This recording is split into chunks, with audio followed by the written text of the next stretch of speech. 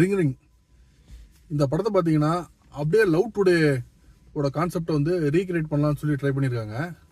But என்ன ஒரு பிரச்சனைனா, பிரதீப் வந்து பார்த்தீங்கன்னா ஆல்மோஸ்ட் அந்த ஒரு கான்செப்டில் வந்து 99% என்னென்ன காமிக்க முடியுமோ அது வந்து ஃபுல்லாகவே வந்து பயங்கர டீப்பாக வந்து காமிச்சிட்டாரு. அதுவும் வந்து மக்கள்கிட்ட வந்து பயங்கர டீப்பாக ரீச் ஆயிடுச்சு. பட் இந்த படத்தில் வந்து அவர் காமிச்சதுக்கு வந்து ஒரு 20 to 25% தான் இவங்க வந்து காமிச்சிருக்காங்க. ஸோ அங்கேயே வந்து படம் வந்து உட்காந்துருச்சு. ஏன்னா அப்போது யாருக்குனே வந்த கான்செப்ட் நீங்கள் காமிக்கும் போது அவர் என்ன காமிச்சாரோ அதை விட வந்து ஜாஸ்தி நீங்கள் காமிச்சிங்கன்னா தான் கொஞ்சமாக அது வந்து போய் ரீச் ஆகும். இப்போ படம் ஓப்பனிங் பார்த்தீங்கன்னா ஒரு 3 கேரக்டர் காமிக்கிறாங்க. அதோட கேரக்டரைசேஷனே பார்த்தீங்கன்னா எல்லாமே சிமிலராக இருக்குது. ஸோ அங்கேயே வந்து படம் உட்காந்துருச்சு. கொஞ்சம் டிஃப்ரெண்ட்டாக காமிச்சிங்கன்னா தான் கொஞ்சம் இன்ட்ரெஸ்டிங்காக இருக்கும். அப்புறம் பார்த்தீங்கன்னா ஒரு ரவுண்ட் டேபிளில் வந்து டின்னரில் வந்து பார்த்தீங்கன்னா ஒரு 4 கப்பல் உட்காந்துருக்காங்க. அவங்க ஒரு கேம் விளாடுறாங்க.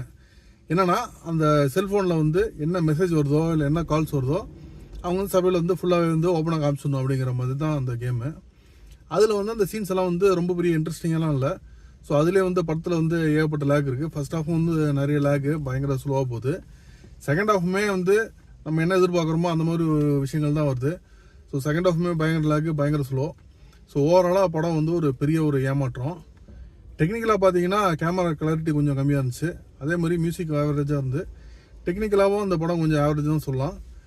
அதுக்கப்புறம் ஆக்டிங் வைஸ் பார்த்தீங்கன்னா அந்த ஏற்கனவே ஆர்டிஸ்ட் இருக்காங்களா அவங்க வந்து இந்த டைலாக் டெலிவரி வந்து ஓரளவுக்கு டீசெண்டாக பண்ணுறாங்க. ஏன்னா அவங்க நிறைய கேமரா முன்னாடி நின்றனால அவங்க டெலிவரி கொஞ்சம் டீசெண்டாக இருக்குது. மற்ற ஆர்டிஸ்டோட ஆக்டிங்லாம் ரொம்ப அமைச்சராக இருந்துச்சு. ஸோ ஓவராலாக இந்த படம் வந்து பெரிய ஏமாற்றம். அவங்க செலக்ட் பண்ண கதை கொஞ்சம் சரியில்லை. அண்ட் திரைக்கதையும் வந்து சரியாக அமையல.